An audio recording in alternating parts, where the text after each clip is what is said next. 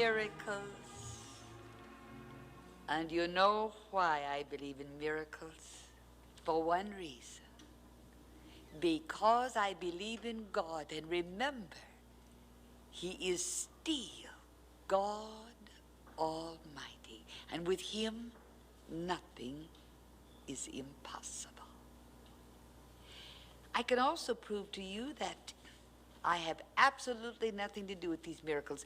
You have been attending the great services in the auditoriums, and you have heard the testimony of those who have been healed by the power of God as you've watched our telecast. But remember something, and never forget it. Kathryn Kuhlman has nothing to do with these miracles whatsoever. I have no healing virtue. I have no healing power. That's the reason I resent it very much when I'm in a crowd and there are those who try to reach out and touch me. Never try to reach out and touch me. Reach up and touch Him.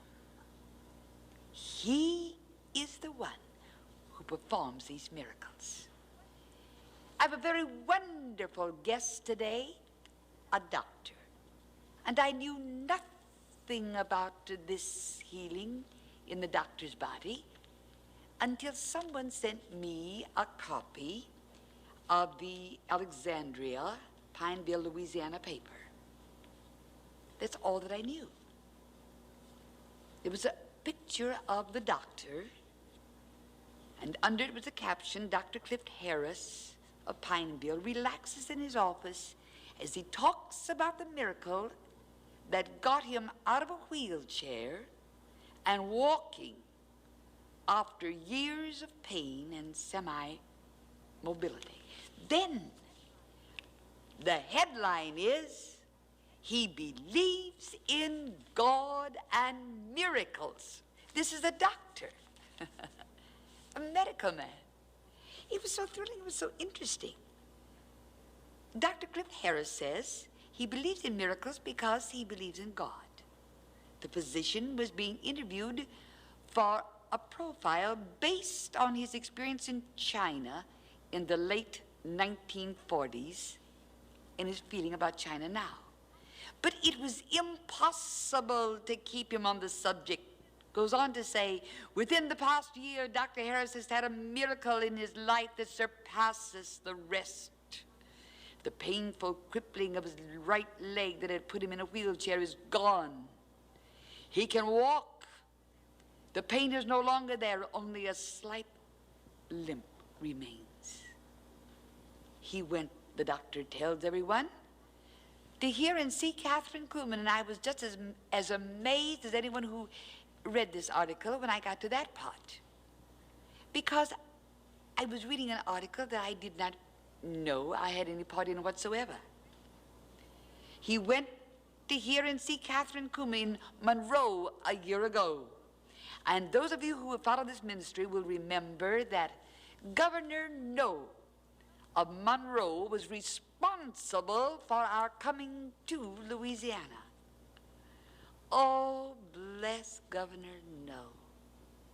I almost feel that he is a part of the staff of this ministry.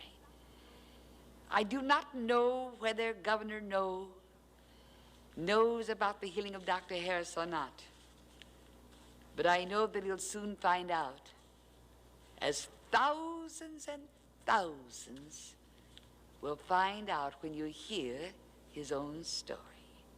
Because Dr. Harris is my guest today, Jimmy McDonald.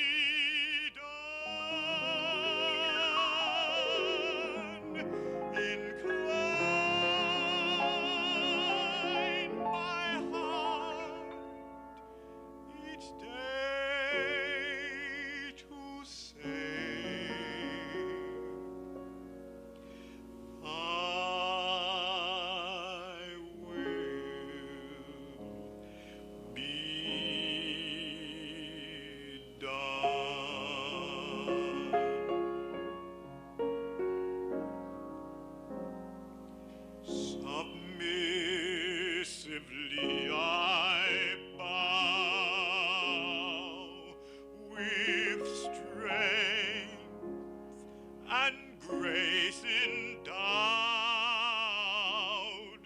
this weary, sinful heart.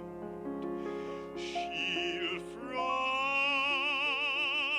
each cruel dart. May I from thee ne'er part.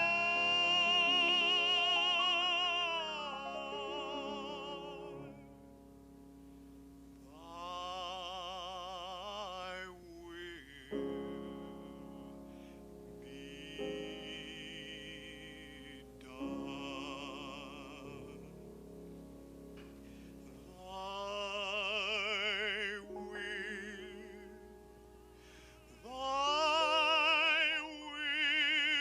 be done.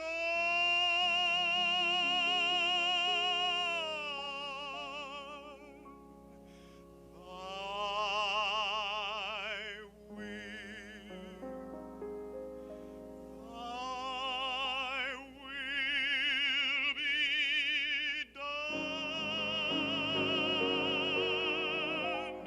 Incline my heart each day to say,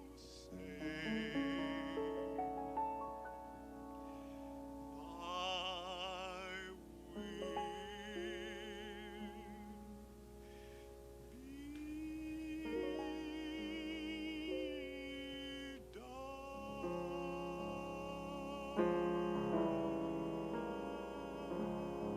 be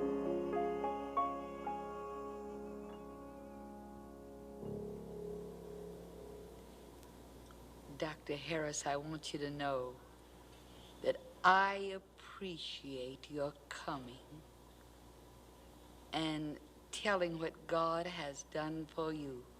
And you and I both know that I had nothing to do whatsoever with that wonderful healing. I knew nothing about it until I saw it in the papers.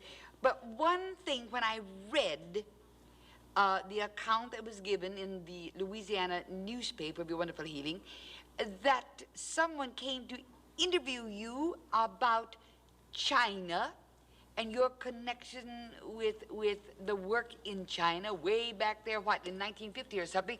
And today you brought this picture, and tell me the significance of it. Why was the reporter interviewing you about China? And why have you brought her this picture? And of whom is this picture? Miss Kuhlman, this picture hangs behind my chair in my office, along with a scroll done by Mr. Yu. I'm unworthy to have this, but due to a miraculous occurrence that began in China, it was autographed to me and sent to me. But Mr. Yu grew up in the Mandarin Imperial China and is the greatest intellectual and the greatest scholar of modern China. Well, how did he happen to autograph this for you? What was your position? All right. My position was a miracle, because when we were in China, we met a young man about 15 years old whose father was trying to send him to America to study. And he refused to come. He said, I'll go to Germany, Japan, but America's too rich. His father's not a Christian. He was an outstanding Chinese leader and still is. And he said, well, you'll go to America to learn democracy. And he said, I still wouldn't do it. So he said, well, there's a missionary here, and we'll let this missionary teach you some English. He said, I can't speak English. So one day, this lovely wife of this government official secretary came to our house. And my wife was talking to her, and she said, my husband is secretary to this gentleman, and he would like for you to teach Chinese. This boy's name was Dun Lu. His father is Mr. Lu of Formosa now, and originally from Changsha in Hunan province. Now, this gets kind of complicated. Well, then maybe we'd better just go on with your healing then. I'm sorry. That's all But he right. ended up in our home, you see. The Oh, Chinese I are so see. polite. Because I was wondering All why the reporter had come to your home to talk about China, and you told about your wonderful healing. This is what I want to point out. Last year she called me, and so did the Morning World of Monroe, and said, may we interview you? And I said, no, I have nothing to say. I don't hurt, but that's all I can tell you. I waited a full year before I went to my orthopedic surgeon. who is After one of you the- were healed? Yes, one of the greatest in the country. Before this, I could not walk upstairs. I had to drag my foot without picking it up, and my son, Lance, would wheel me around the hospital in a wheelchair. Hey, now wait just a minute. All right, I'm bringing everything out. You'll be wondering what I'm going to bring out next. First, I brought out the picture. Now I'm bringing out something that this is something. Would you believe that this is the brace that had been worn by Dr. Harris? And this fits right up from the hip on down, right? It takes the weight off of my foot. It takes the weight off of my foot by being accurate. And this is the brace that you were wearing Right. when you were healed. Right. You know, something that's strange, I don't think people think about doctors being healed, medical people being healed. This is what's so wonderful about all of this. And even after you were healed, you were a little skeptical. You wanted to wait to see whether it would... It wasn't I was so skeptical. I told you I was not healed. I was looking in your eyes saying, you can't knock me down. I never seen anybody knocked down before. Oh, I remember I have that, a master's Dr. of Harris. theology from our greatest seminary in Fort Worth. I have an MD, a year of postgraduate study at Yale beside my internship and residency. And here I was looking you and I and saying, now I know from the theological standpoint and the medical standpoint, I will not be hypnotized. And God, I'd love to be healed, but I'm not a candidate to be healed. Before the Lord, I tell you, Dr. Harris, this is the first time that I remember that you were the man who challenged me. You were the doctor who challenged me on that stage when I was in Monroe. What did we have? How many there that night? About 10,000, something like that. It was so crowded I couldn't have gotten in if I'd been earlier. We were delayed getting there because we were going to be there when the doors opened. I couldn't get tickets. But because we were an hour late, everybody had gone in and there was no seating. But my wife and boys sat on the concrete steps, and I was in the wheelchair section. And when the only thing I remember you saying, you see, I was a Southern Baptist missionary in China, superintendent of the hospital. The article didn't say, but I was a stateless person, which is rather unusual for an American to experience. The Chinese Liberation Army officials told us that we had no country. Our passports were blank paper because we did not recognize them and they don't recognize us. And later they tried me in a people's court. 4 months later, they made us wait that long, and then they tried me on a simple charge of being impolite to a servant before they came. I turned the hospital over to them the day they came because I knew the danger. And so for 3 days they took testimony in detail from the poorest and most uneducated peasant, and not a Christian, knowing nothing about America, and up through the staff to the doctors, and could get not one person to anonymously say, Dr. Harris has been impolite. Now this to me in a hospital is a miracle. But what you did to me in that service in Monroe, and there was Governor No. You see, I was there at the invitation of Governor No. Yes. Governor No was the one who invited me to Louisiana and to Monroe, and he was my gracious host. And during the service, I remember you now. Well, I wouldn't have been down there, but my wife was the one that suggested it. Yeah, that's logical. I was interested in going.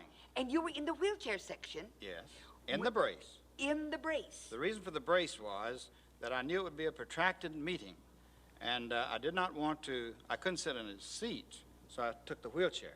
But I couldn't even sit in the wheelchair comfortably for prolonged periods, so I took the brace.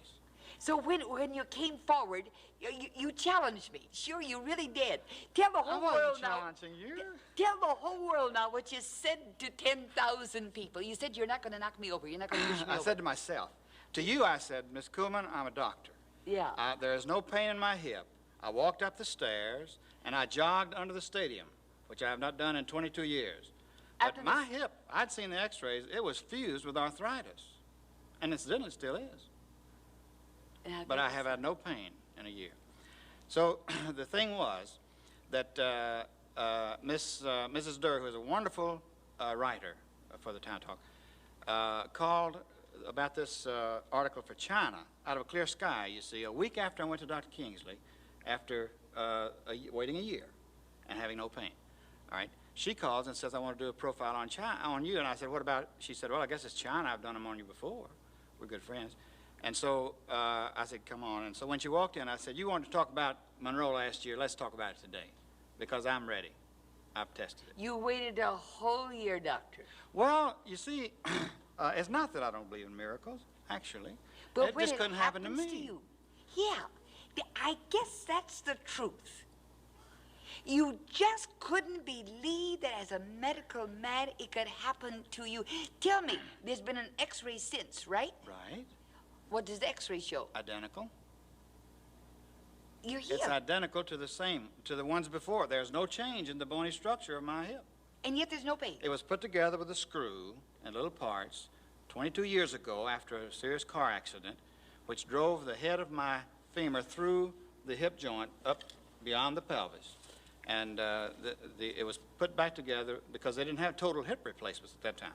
2 years ago, I was in such pain that I was to have a total hip replacement, which is wonderful today, but it was fairly new. And then I couldn't give up my practice because I have a family and expenses. I thought I'll just wait until I collapse, you know. Then I'll go in the hospital. Well, I haven't had to because I went to Monroe. After all I need to do is function. I'm like a Cadillac with brand new Cadillac with a broken rear axle. Everything's fine except my hip, and it's fine now. But wait, the most interesting thing is that people, as long as 2 weeks ago at my church, who are wonderful religious people, and I belong to the First Baptist Church of Pineville, which of course is a Southern Baptist church, and with wonderful, wonderful faith, a wonderful belief in it. It's just marvelous. But anyway, they came to me and said, it is not your walk that impresses us. It's the look in your face. It isn't drawn with pain and long like it was. And this is it. I don't care about that, running a mile in 4 minutes. Right now, from a medical standpoint, you are a physician. What happened to you? Was there any sensation? Did you have any sensation? First of all, listen, let's get it straight. I have nothing to do with these people falling under the power. Right. You realize that, right? Right. Number one, you made one statement that impressed me. And the only thing I remember what you said in Monroe was, when Southern Baptists wake up to what they believe in the Bible, they're going to be shocked, and they're going to shock the world. See? Yeah, I said that. All right. And well, I believe that. I do too, because we are shake the whole world Bible believers, you see. Sure. All we have to do is add this new dimension. That's right. And we believe in the power of the Holy Spirit, and the filling of the Holy Spirit, and a good Baptist term, the baptism yes. of the Holy Spirit. All right? Now, in fact, I told a minister that what happened to me, and nobody criticizes. It's amazing. Ms. Durr said, you know, you're going to be criticized as a doctor if I write this. And I said, no, you're the ones that sign your name to it at the byline. I don't mind. But it's just a fantastic story. How do you account for the power of God, the slaying power of God? Well, the same way John Wesley did. That's exactly right. You as a Baptist admit that John Wesley, a Methodist, he had the same thing. He actually would have been a Southern Baptist if he'd been 100 years later because he was a missionary to Georgia, and that's where Southern Baptist started in Augusta. Oh, this is all so thrilling. Really, all healing is divine when you come right down to it. Yes, of course. All doctors know this. Sure. We can give the medicine. I do not want a patient to come to me unless he believes that I have the humility to realize that I will make my best diagnosis and use the best possible medications and the most compassion possibly in their need. That's right. Then if they accept that, my medicine will do them good. If they don't, it won't help. But every doctor realizes that he does nothing to heal. He may remove a malignancy, or he may do something of this nature, or replace a hip, but God is the one who actually does the healing. Did you walk out of the auditorium at Monroe that night? I not only walked out, I had come, my wife had driven. And you were sitting in the wheelchair section. And I was in the front seat at her right in this brace. And I said, there's one other thing I want to test, Ann. It was just a new dimension. I said, I'm going to drive home. It was a 3-hour drive. So I got in the car. If I drove into town a couple of miles and got out to go to the store, I'd have to stand a few minutes to get out. I drove home. We got out at 2:30, which was a long, long day from 6 o'clock that morning. 2:30 a.m. I got out, walked in the house with no pain and no weakness and no dragging of my foot. My 70-year-old son saw me, and he said, the others had told him about it, and he said, well, what happened to you? I said, well, look, I mean, just like 17 Jesus. years old. Yes. I said, look, if you see anything, it happened. If it didn't, it didn't. He said, well, I see it, but I still don't believe it. Listen. Oh, doctor, this is thrilling. Do you know that I'm talking to a medical man, a physician, well respected, from the state of Louisiana? This is real. We're talking about the things of God. We're talking about things that you can't analyze. Neither can you analyze God. The doctor and I could sit here for hours and hours and hours and try to analyze this thing. You can't do it. Don't try. That's where men and women make their mistake. They try to analyze these things. You can't. You can't analyze God. No man can. Neither can you analyze the power of God. You just come as little children with a simple faith. It makes no difference whether you're a physician, a very famous person, or the poorest person in the world. You come in his glorious presence through his only begotten Son, Jesus, the great high priest, and you'll have a hearing. Remember, the greatest healing, though, is spiritual. The greatest miracle in the world, not physical, but